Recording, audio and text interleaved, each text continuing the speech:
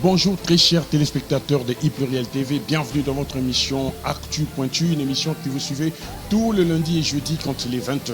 Et là, nous avons le plaisir de recevoir le secrétaire général du parti Alliance pour le changement, Belly Mutono Chabou. Avec lui, nous allons discuter de plusieurs sujets d'actualité politique.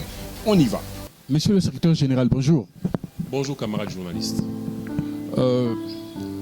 Nous avons l'actualité. L'actualité, c'est quoi? C'est que nous avons déjà passé une date de la mort d'une icône de la politique congolaise. Et c'est bien évidemment Dr Etienne Tshisekedi Wamulumba. S'il faut que vous ayez quelque chose dans votre mémoire, que diriez-vous concernant cette personnalité politique? Merci beaucoup de votre préoccupation par rapport à ce grand homme politique, à cette icône de la politique congolaise qui est classé parmi les pères de la démocratie en République démocratique du Congo, et que nous saluons sa mémoire, que nous honorons jusqu'à ces jours, parce que Etienne Tshisekedi, c'est lui qui a ouvert les yeux aux Congolais pour que les Congolais puissent s'élever et revendiquer ses droits et ses libertés, et que dans sa suite, dans les combats qui a été les siens, il a inculqué en nous certaines valeurs que nous incarnons jusqu'à aujourd'hui par le leadership du président Jean-Marc Kabunda. Ok, d'accord. Nous connaissons tous ici, en République démocratique du Congo, que Etienne Tshisekedi a été celui qui a eu à promouvoir la démocratie. Et aujourd'hui, nous avons pour leader, si vous voulez, président de la République, son fils.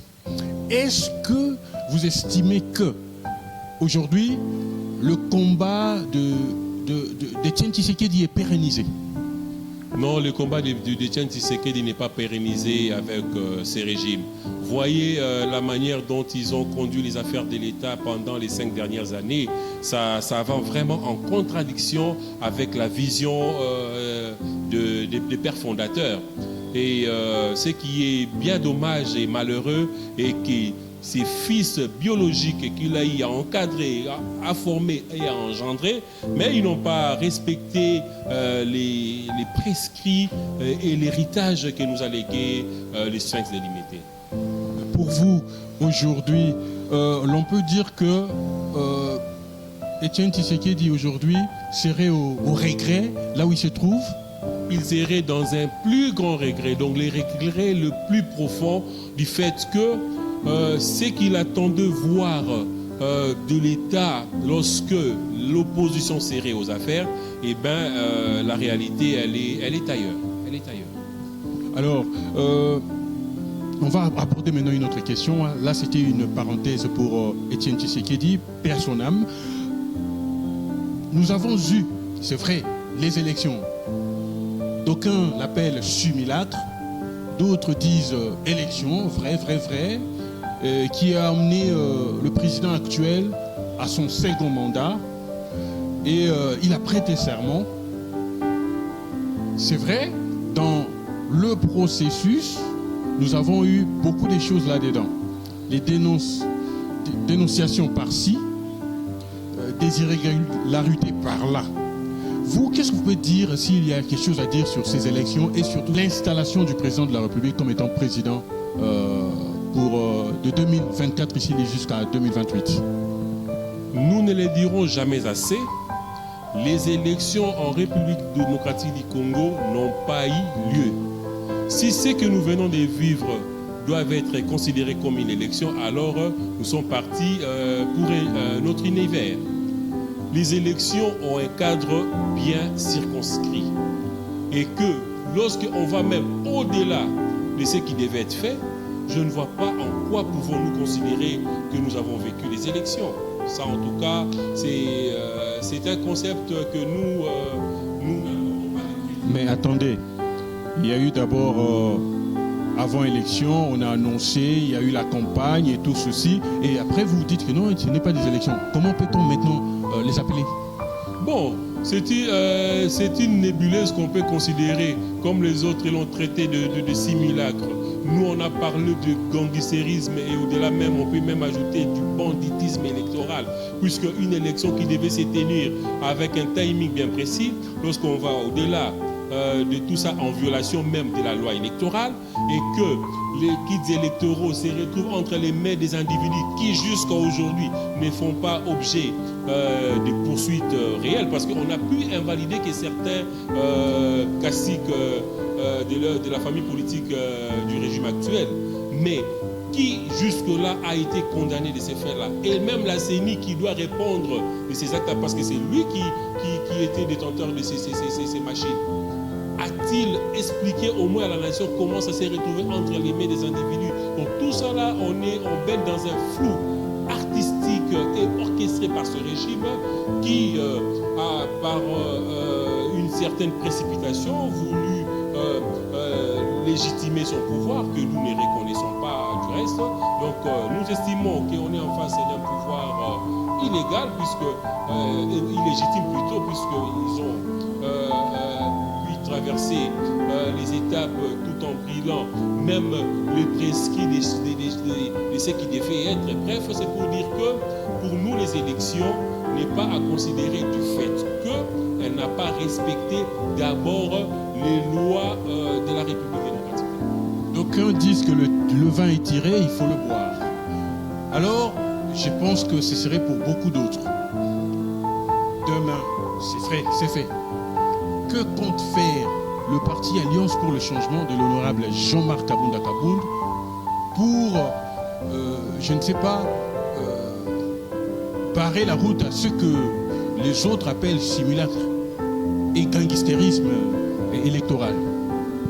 Déjà, nous allons commencer par mobiliser la population pour barrer la route à ces régimes selon les prescrits de la Constitution dans son article 64. Et au-delà de ça, nous allons émettre des critiques très sévères dans leur manière de conduire les affaires de l'État. Parce que c'est ça aussi faire de l'opposition. Puisque nous sommes actuellement dans un monde où l'on traite les autres de faibles, parce que ceux-là ne sortent pas dans la rue de manière intempestive pour casser, insulter. Non, c'est ça, c'est pas faire l'opposition. Une opposition responsable est celle dont on s'oppose aux idées de nos adversaires, à leur manière de gérer la chose publique, et ce n'est qu'à ce prix-là que le peuple ouvrira les yeux, parce que nous sommes les porteurs des flambeaux, et que le peuple que nous pouvons considérer vivant dans une obscurité, dans la manière dont les choses devaient se passer, et que nous, en y apportant la lumière, cela veut dire que nous sommes en train de servir le peuple pour que le peuple puisse retrouver sa dignité et sa liberté de s'exprimer. Lorsque ça va, on peut dire que ça va. Lorsque ça ne va pas, on a aussi le droit de dire que ça ne va pas. Jean-Marc Kabound est en prison depuis 2022. Et la question que je devais commencer par cette question pour demander de 2022 à maintenant, comment il se porte le leader? Le leader Jean-Marc Kabound se porte bien. Il est en bonne forme et en bonne santé, et il a un moral d'acier. D'ailleurs, nous qui sommes ses piliers, ses lieutenants sur terrain, nous travaillons d'arrache-pied pour que sa vision puisse être perpétuée et puisse être bien entretenue auprès de nos bases et au sein de l'opinion congolaise. Et pour l'instant, nous pouvons dire qu'il n'y a pas de bobo de son côté, il se porte très bien. Alors, que dites-vous de ceux qui estiment qu'aujourd'hui, l'opposition est inexistante?